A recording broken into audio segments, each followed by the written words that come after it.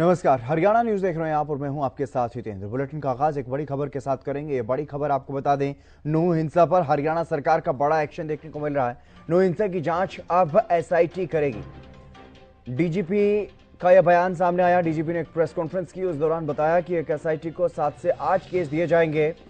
अलग अलग एसआईटी बनेंगी। नूह हिंसा में अब तक 41 एफआईआर दर्ज की जा चुकी हैं। 116 लोगों को गिरफ्तार किया गया है। कुछ संदिग्ध भी हिरासत में लिए गए, उनसे भी पूछताछ की जाएगी। मोनू मानेसर के वीडियो की भी जांच होगी।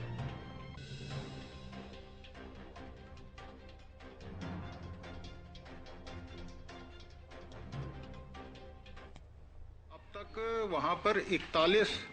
एफआईआर दर्ज हो चुके हैं और 116 लोगों को अरेस्ट किया गया है। उन्हें आज न्यायालय में पेश किया जाएगा और उनकी पुलिस रिमांड ली जाएगी और उनसे और विस्तार से पूछताछ किया जाएगा। जो ये एफआईआर्स हैं, इसके बारे में अलग अलग एसआईटीज बनाए जा रहे हैं और हर एसआईटी को 7-8 केसेस दिए जाएंगे ताकि वो उनका गंभीरता से इन्वेस्टिगेशन कर सके। कर्फ्यू में भी आज थोड़े समय के लिए ढील दी गई है ताकि लोग अपनी आवश्यकता अनुसार वस्तुएं, दवाई, दूध इत्यादि खरीद सकें और स्थिति पर लगातार निगरानी रखी जा रही है। स्थिति में लगातार सुधार हो रहा है, बहुत तेजी से सुधार हो रहा है। तो ये एक प्रचार चला था, एक वीडियो जारी हुआ था, उसके बाद वो डिलीट हुआ और उससे हालात बिगड़े। ये भी जांच का विषय है और इस पे भी एसआईटी जांच करेगी और शीघ्र अतिशीघ्र, मैंने जैसा कहा, जो भी लोग इसमें संलिप्त हैं इस घटना में, उनके खिलाफ सख्त से सख्त कार्रवाई की जाएगी। कुछ बाहरी क्षेत्रों में बादशाहपुर के तरफ, सोहना के तरफ कुछ घटनाएं हुई हैं, उनमें भी प्राथमिकी दर्ज हुई और शीघ्र अतिशीघ्र उसमें सभी में जो है कानूनी कार्रवाई होगी, हो भी रही है। कई केसेस में राउंड अप भी हुए हैं लोग, कुछ के खिलाफ निवारक जो प्रिवेंटिव एक्शन है वो भी लिया जाएगा और सख्त कार्रवाई की जाएगी। गुरुग्राम पूरी तरीके से सुरक्षित है, ये मैं आश्वासन देता हूं। अब तक तो आपने सुना, गुरुग्राम में जिस तरह की अफवाहें फैल रही थी, जिस तरह की बातें चल रही थी कि गुरुग्राम में स्थिति सामान्य नहीं है, दुकानें या फिर मॉल बंद रखे गए हैं, ऐसा कुछ नहीं है। उस बात को लेकर के डीजीपी स्पष्ट करते हुए दिखाई दिए। उन्होंने कहा कि गुरुग्राम पूरी तरह से सुरक्षित है और इससे पहले गुरुग्राम के जो स्थानीय पुलिस अधिकारी हैं उनकी तरफ से भी ये कहा गया था, अगर किसी को भी किसी तरह की कोई परेशानी है, कोई ऐसा किसी को धमकी मिलती है या फिर इस तरह का माहौल लगता है, तो वो पुलिस को जानकारी दे सकता है, 112 पर फोन करके मदद मांग सकता है। तो नूह में जो हिंसा हुई, उसके बाद जो आसपास के क्षेत्र में गुरुग्राम में या फिर बात करें फरीदाबाद पलवल के आसपास की सोहना और बादशाहपुर में जो घटनाएं हुई, उस इन हिंसा के मामलों को लेकर के डीजीपी की तरफ से एक प्रेस कॉन्फ्रेंस की गई और उसमें बताया गया कि नूह मामले को लेकर के जो एफआईआर दर्ज की गई हैं, 41 एफआईआर दर्ज की गई हैं और इस मामले में एसआईटी की जांच होगी। एसआईटी की अलग अलग टीमें बना करके इस मामले में गहनता से जांच पड़ताल की जाएगी और जो कयास लगाए जा रहे हैं, जो अटकलें हैं इस मामले में, षड्यंत्र को लेकर के, साजिश को लेकर के, उस पर डीजीपी ये कहते हुए नजर आए कि अभी अटकलें हैं और गहनता से हर मामले की जांच होगी। चाहे मोनू मानेसर की वीडियो की बात हो या फिर जो विधायक मामन खां का भी एक पुराना वीडियो वायरल हुआ उसकी बात हो, तमाम मामलों में गहनता से जांच पड़ताल होगी। और इसके अलावा जो गुरुग्राम में इस तरह की 1-2 घटनाएं सामने आई, जैसे कि मस्जिद में वहां पर अभी काफी इसी तरह का हंगामा जो है वो देखने को मिला था। एक व्यक्ति की मौत का मामला भी सामने आया है, उसको लेकर के उन्होंने बताया कि 4 लोगों की इस मामले में गिरफ्तारी हो गई है। और इसके अलावा जो भी छुटपुट घटनाएं जो सामने आई, उस मामले में भी डीजीपी ये कहते हुए नजर आए कि किसी को भी कानून हाथ में लेने की इजाजत नहीं दी जाएगी।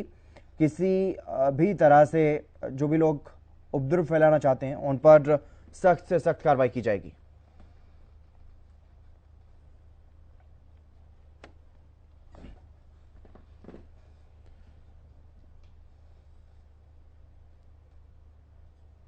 संजय राठौर हमारे संवाददाता हमारे साथ जुड़ गए हैं अधिक जानकारी के साथ। संजय, क्या कुछ ज्यादा जानकारी है? हरियाणा के डीजीपी ने गुरुग्राम में एक प्रेस कॉन्फ्रेंस की है जिसमें नूह हिंसा को लेकर के तमाम जानकारी देते हुए नजर आया आज डीजीपी।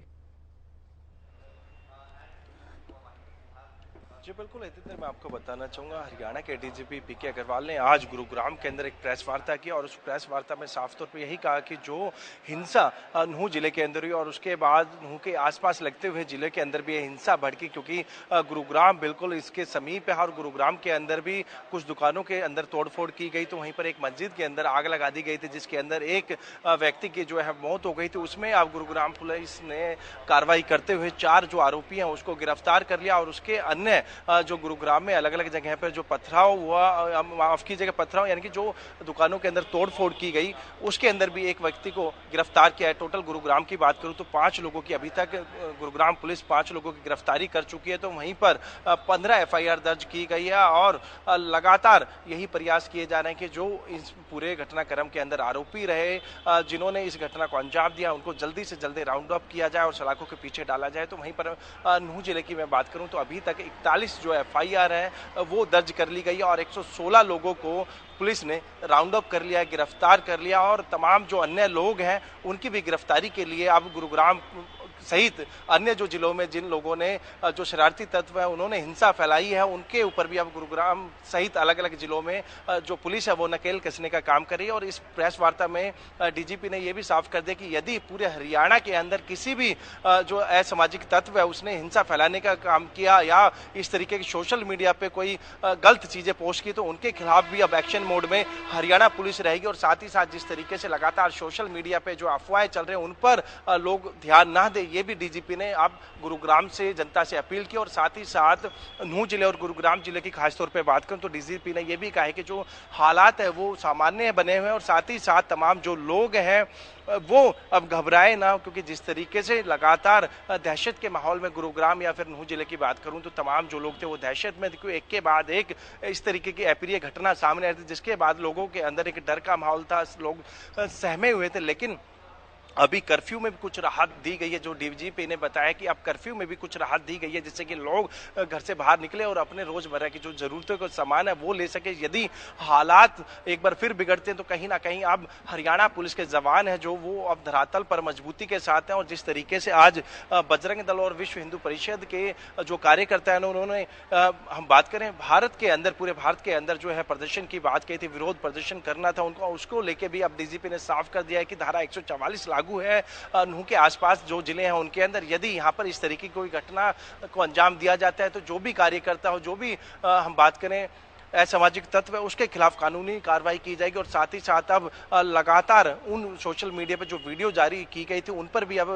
पुलिस कहीं ना कहीं गहनता से उसको जांच कर रही है और उसके अंदर जो लोग हैं जो हिंसा फैलाते हुए नजर आ रहे हैं उनके खिलाफ भी अब कानूनी कार्रवाई करने के मूड में अब हरियाणा पुलिस की जो टीमें हैं वो लगातार कार्यरत है। और जिस तरीके से हम बात करें एक SIT जो टीमें हैं वो भी गठित की जाएगी और प्रति जो SIT की जो टीमें गठित की जाएगी उसके अंदर प्रत्येक जो टीम को 5 से 7 जो केस है वो दिए जाएंगे, उस पर वो गहनता से काम करेंगे और तमाम जो आरोपी हैं उनको जल्द से जल्द गिरफ्तार करने के लिए अब पुलिस धरातल पर कार्यरत है। जी, इसके अलावा मोनू मानेसर के वीडियो की भी जांच की बात कहते हुए नजर आए हैं संजय, अगर बात करें डीजीपी। और इसके अलावा जो विधायक मामन खां का भी एक वीडियो वायरल हो रहा था, उन दोनों वीडियो को लेकर के भी क्या कुछ कहा गया है डीजीपी की तरफ से?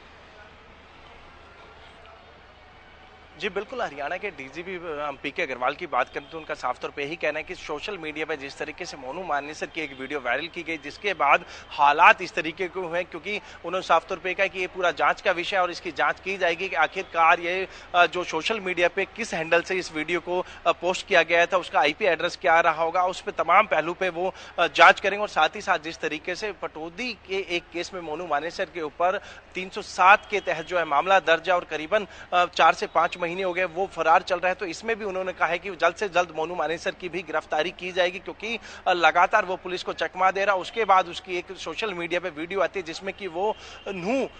जाने की बात करता है, जो कि ब्रज जो शोभा यात्रा थी उसके अंदर शामिल होने की बात कर रहा था। जिसके बाद हम बात करें कांग्रेस के विधायक जो ममन खान है उन्होंने भी एक वीडियो वायरल किया था और ऐसे में कहीं ना कहीं अब दोनों वीडियो की जांच की जाएगी और जांच के आधार पर आगे की जो कार्रवाई है वो की जाएगी। लेकिन अब पुलिस की कहीं ना कहीं गहन मोनू मानेसर है जो कि अभी लगातार फरार चल रहा था, उस पर भी शिकंजा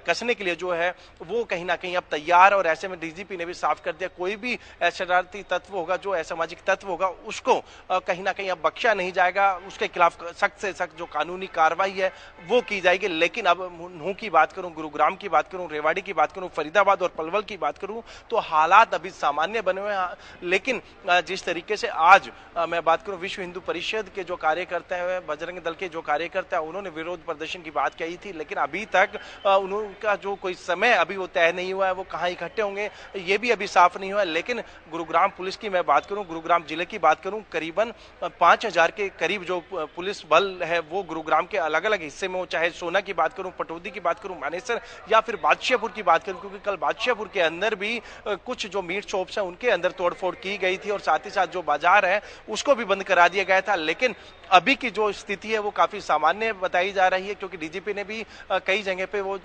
हम बात करें तो उन्होंने तमाम अधिकारियों से जानकारी भी ली थी और उस जानकारी के आधार पर अभी तक चाहे 5 जिलों की बात करूं जो हालात हैं वो काफी सामान्य बने हुए और इसके साथ पूरे हरियाणा की बात करूं तो हालात बिल्कुल सामान्य है और किसी भी प्रकार की कोई डरने की बात नहीं है, डीजीपी ने कहा। और साथ ही साथ तमाम लोगों से अपील की है कि वो शांति बनाए रखें। जी बिल्कुल, बहुत शुक्रिया तमाम जानकारी देने के लिए संजय।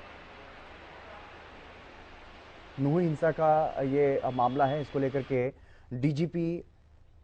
तमाम जानकारी देते हुए आज नजर आए। जिस तरीके से जो पुलिस को भी काफ़ी नुकसान हुआ, पुलिस के 2 होमगार्ड के जवानों